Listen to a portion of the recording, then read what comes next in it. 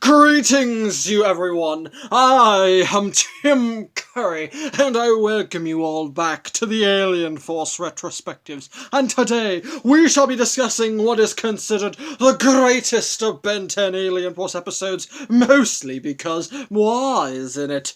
Pet Project! Okay, I'm not going to be doing that voice throughout this whole video. I cannot keep that up, and I think I was doing it wrong anyway, but Tim Curry is in this episode. He plays a scientist that's working for the Forever Knights, and what's going on is that he has created a pretty much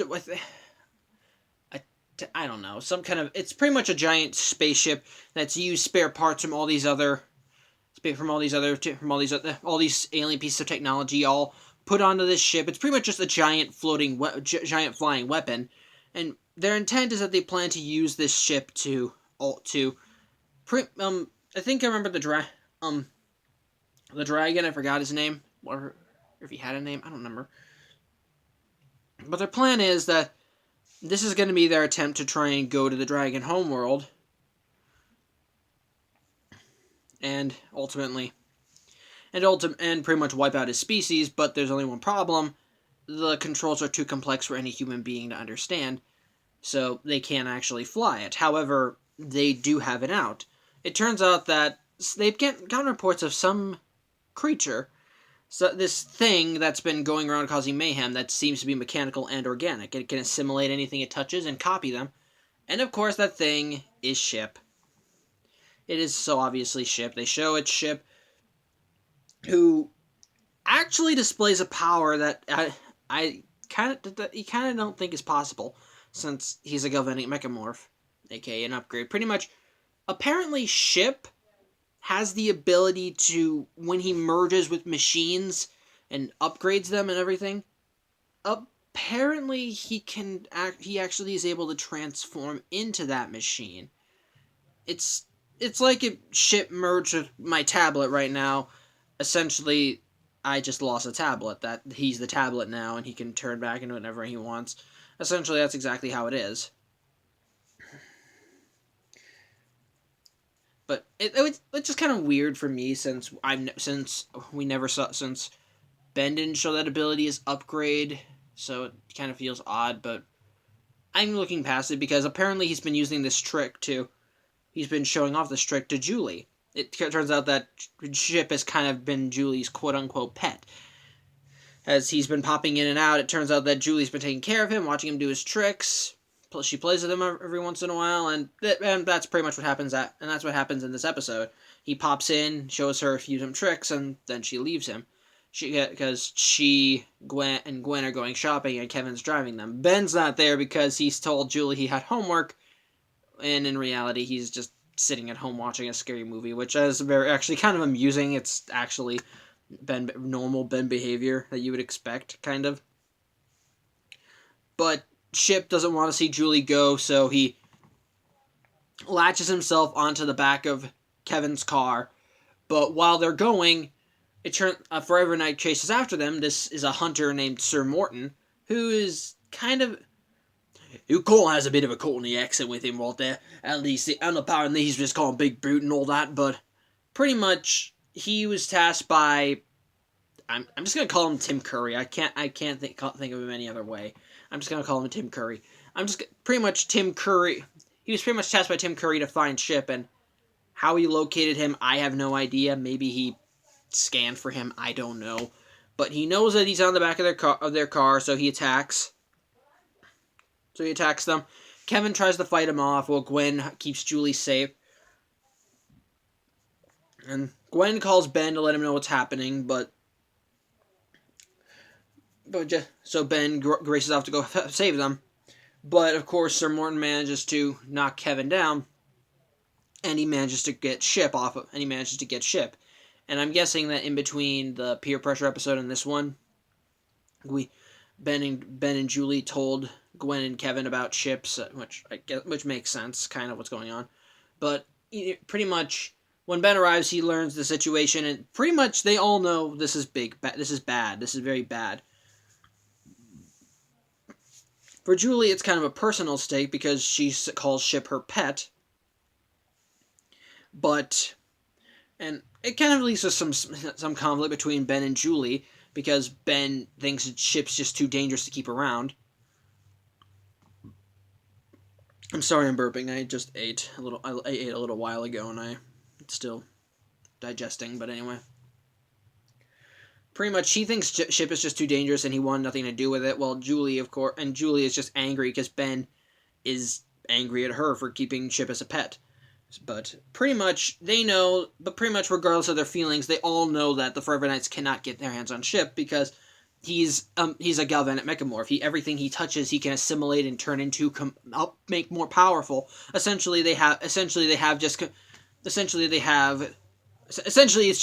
just Armageddon in a can, and that's exactly what happens. They manage to catch Chip, put him in a little electronic bubble, and they place a chip on him. A chip that pretty much, it's a mind control chip. It allows Tim Curry to control Chip's every action, and he causes Chip to merge with the destroyer.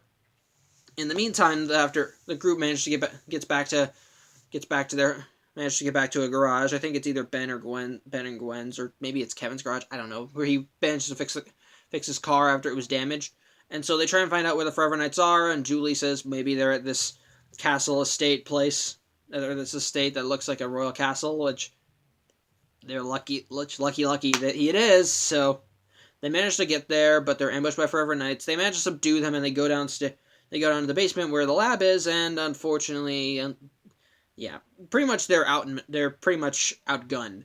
All the Forever Knights have weapons, and of course, even without them, they have Chip merged with this machine that pretty much is a giant weapon. It can pretty much annihilate them. It's got all its pointers ready, and it's ready to fire and kill them all. Ben, of course, has to decide whether he wants to listen, whether he should listen to Julian, spare Chip, or take him out, or take Chip out. But pretty much there are attempts to try. They realize they can't. But of course, Tim Curry exposits that they put something on him. Everything that he says, Chip will do. And Ben thinks the situation is similar to the movie he was watching called Invasion of the Brain Snatchers. I don't know. I think that was it. I don't know. Pretty much it was just a film about aliens invading, taking control of humanity, blah, blah, blah, blah.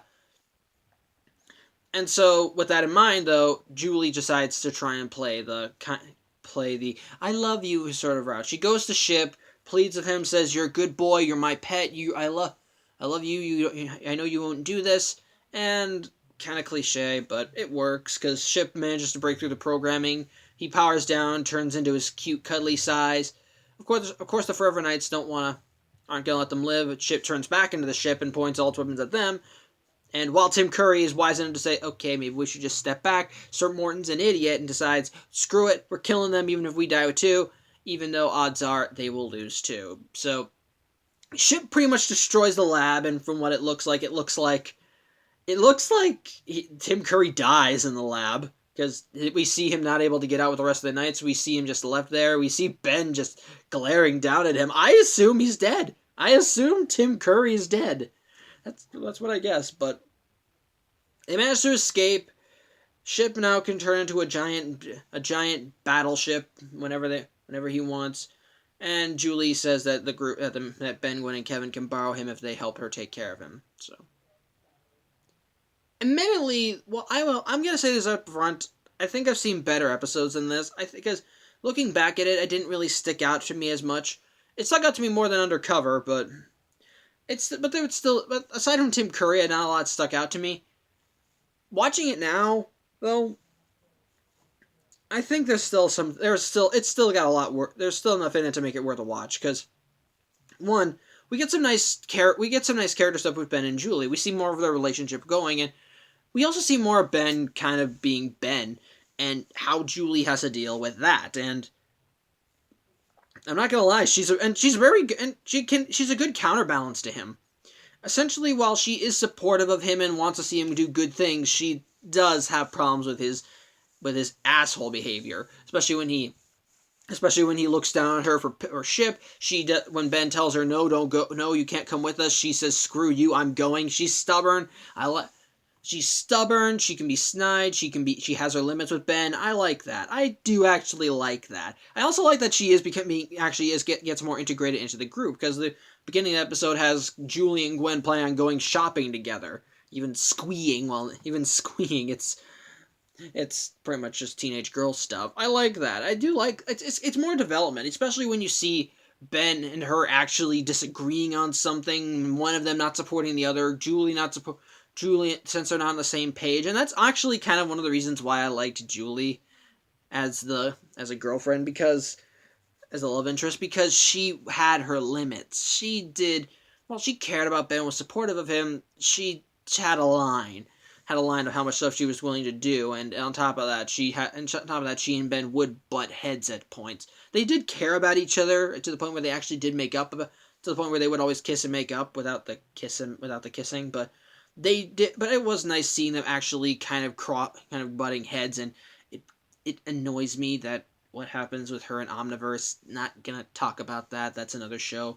I've already talked enough about Omniverse. I will talk about it again in the future when I get to another episode, but that's another thing. I have to stop talking about this.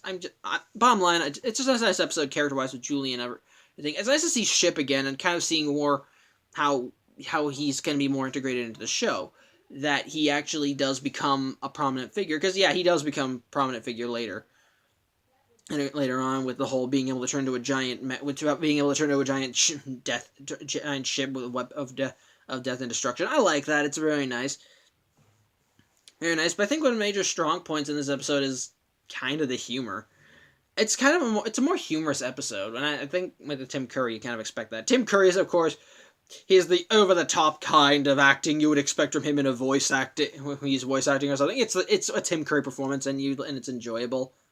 On top of that, the Forever Knights are kind of entertaining, especially with Sir Morton, who really does like to show off that he's strong.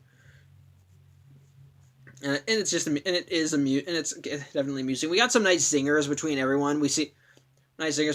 Like when we see the girl, like we see Gwen and Julie squeeing and Kevin just kind of suffering for it, or when when they know that the Forever Knights are inside one of these castle estates, and as Gwen, Ben, and Julie are all just sneaking around, Kevin goes to the fridge to get a drink. It's rather funny. It's nice seeing this all. And even when Julie says, "Oh, he's just doing homework," Kevin knows that's a lot of crap because apparently it's a Saturday. And then boom, cut to Ben sitting on his ass watching TV, eating popcorn. It's nice. Again, but I won't say the laughs are just like, oh, it's like, oh, they had me rolling, they had me holding my sides. But it's just some nice little bits of humor. Even some character interactions. Like I remember one, like in the climax when Ship is just going ballistic on everyone. Kevin's telling Ben, shoot it! Well, Julie's telling him no, and Ben at this point is Swampfire, so he's debating, and he manages to put up a fire barrier, and then when they manage to get Ship on their side, Ben just looks at Kevin and says, shoot it! It's like, hey, it was a suggestion.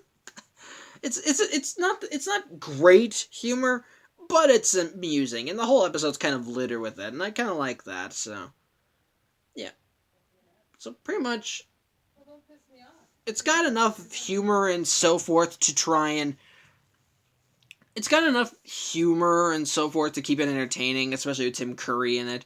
It's got some nice character stuff, and again, there's a stuff with Ship. I think my only problem with it, ironically, would be with Ship and how his powers work, which honestly does kind of make me scratch my head, because I remember watching in the original show, in the classic series, when Ben would upgrade, he wasn't able to assimilate the properties of the machines he bonded with.